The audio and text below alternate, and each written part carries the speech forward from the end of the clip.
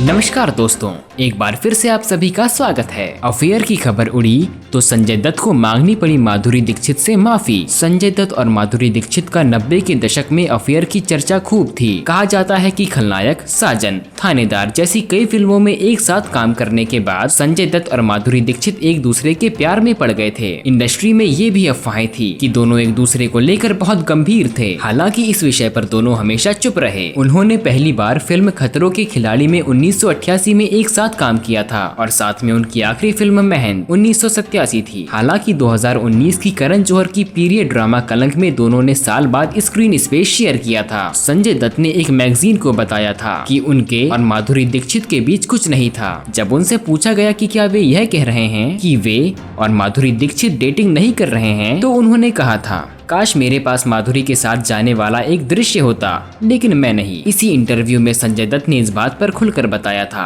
कि कैसे माधुरी ने इस बात से इनकार किया था कि वे संजय दत्त के साथ इन्वॉल्व नहीं थी। संजय पर उनकी बात का कोई असर नहीं था। संजय दत्त जब जेल में थे तब माधुरी दीक्षित ने कहा कि उनका उनसे कोई लेना देना नहीं है। संजय को 1993 में टाडा के तहत अवैध हथियार रखने के आरोप में गिरफ्तार किया गया था और जेल भेज दिया गया था। उन्होंने कहा, मैं उसके बयान से परेशान नहीं हुआ, मैं उसका कलीग रहा हूं और मैंने उसके साथ बहुत सारी फिल्में की हैं। देखिए, मुझे अपने सभी को एक्ट्रेस के साथ एक उचित तालमेल बनाने की जरूरत है। अब ये माधुरी या श्रीदेवी हो सकती है। उदाहरण के लिए, गुमराह के पहले कुछ दिनों में मैं सहज नहीं था, क्योंकि आप जानते हैं कि श्रीदेवी कैसी हैं। वे अलग थलग रहती हैं और मुझे उनसे बात करनी थी। इसलिए माधुरी ने जो कहा वह मुझे उतना परेशान नहीं करता था, बल्कि मुझे बिल्कुल परेशान नहीं करता था। संजय दत्त ने इस बात का भी खुलासा किया कि उन्होंने अफेयर की अफवाहों को कैसे हैंडल किया। उन्होंने कहा, ये कहानी साजन के समय के आसपास सामने आई। वास्तव में जब कहानी प्रेम से आई तो वे केन्या में खेल की शूटिंग कर रही थी। जब हमारे पास उसके बाद साजन का शेड्यूल था तो मैं उनके पास गया और उनसे सॉरी कहा, क्योंकि बिना किसी गलती के लिए सार्वजनिक रूप से परेशान की जा रही थी। अगर आप इस वीडियो को फेसबुक पर देख रहे हैं तो पेज को लाइक करें। यदि यूट्यूब पर देख रहे हैं तो चैनल को सब्सक्राइब करें। आपका बहुमूल्य समय देने के लिए शुक्रिया।